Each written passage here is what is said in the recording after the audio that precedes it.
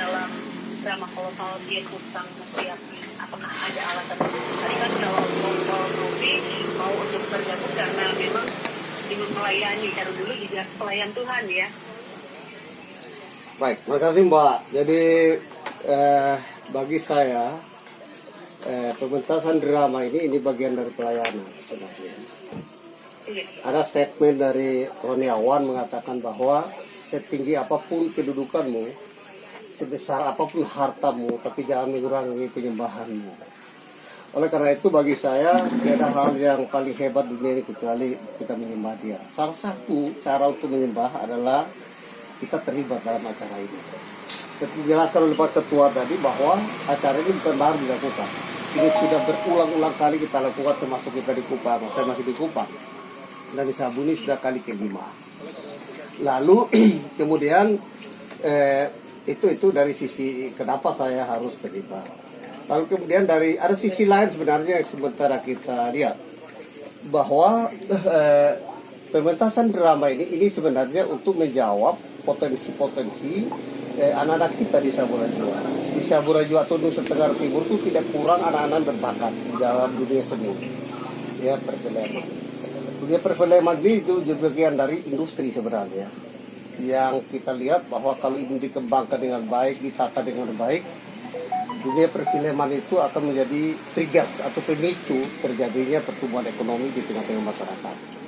Oleh karena itu ada ganda maknanya di sini. Selain ini berkaitan dengan masalah kepentingan rohani, tetapi juga ada sebenarnya berkaitan dengan masalah lapangan kerja, lalu kemudian ekonomi dan lain-lain yang akan kita gapai di situ. Itu sebenarnya yang ada dalam benak kami. Nah, oleh karena itu, ini kali yang kelima, mudah-mudahan ini kami akan terus menerus tidak berubah. Kami akan tetap berpikir bagaimana memajukan dunia perfilman, termasuk drama seperti ini, dan pada akhirnya akan banyak orang terlibat. Paling kurang bahwa nanti satu ketika kegiatan drama kolosal seperti ini menjadi suguhan menarik pada setiap momentum pasca, dan akan banyak orang berbondong-bondong datang ke Sabu karena ini akan menjadi kesehatan rohani.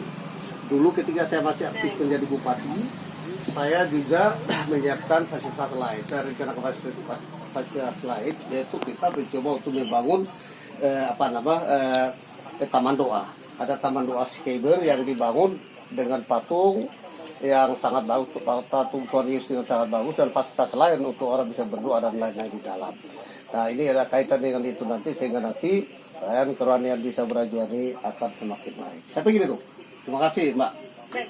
Berarti ini suatu saat nanti tidak menutup kemungkinan bahwa ini akan menjadi agenda tetap. Christine. Iya, tentu pendengar kita juga tertarik ya, apalagi pendengar Rombat yang ada di Kota Kupang yang sangat merindukan tanah kelahiran mereka, Saburajua begitu ya, tanah Hawu begitu ya. Ingin tahu kira-kira cerita tentang Yesus Sang Mesias, drama kolosal ini menceritakan tentang apa begitu, dan juga produksinya seperti apa, mungkin bisa dijelaskan Pak Joko Bayu. Ya, terima kasih, salam semuanya, salam sejahtera untuk kita semua. Pertama saya sampaikan selamat malam pada Bapak produser kita, Bapak Insinyur Ramadan Luther Diratomi, Bapak Kompol Novi sebagai Ketua Panitia, dan juga saya didampingi saat ini ya dengan asisten sutradara 3, Bapak Roy Kedo dan Bapak Willem Rohi.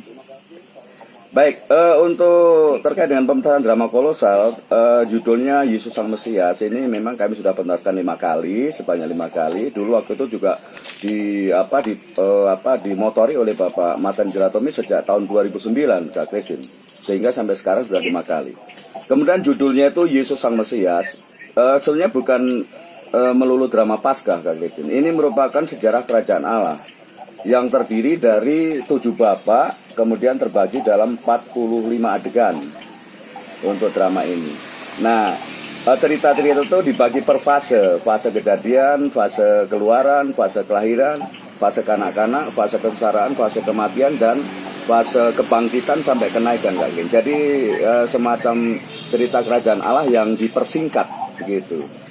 Kemudian kami sementara sudah 2 bulan di sini bersama asisten sutradara 1, Bapak Simon Diratomi, Bapak Pendeta John Lidali, Bapak Roy Kedo, Bapak Willem Moko, dan Ida Beni Pistolen. Itu yang membantu saya untuk mempersiapkan selama 2 bulan, melibatkan 12 gereja, kemudian satu, saya ucapkan terima kasih juga instansi dari Polres Saburai Jua, yang mana tadi sudah disampaikan Pak Kompol Novi tadi. Ada Polres itu, anggota Polres di saya serai tugas untuk memerankan adegan Musa dan kebangkitan Yesus, Kak Kristin.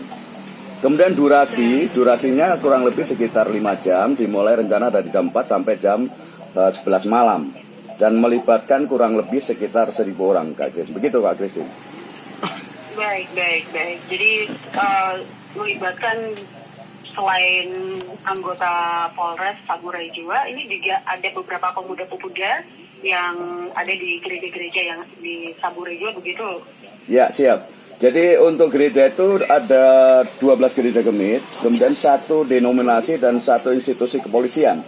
Itu dari 45 adegan kami masing-masing asisten sudah saya serai tugas untuk menangani 3-4 adegan, 1 asisten.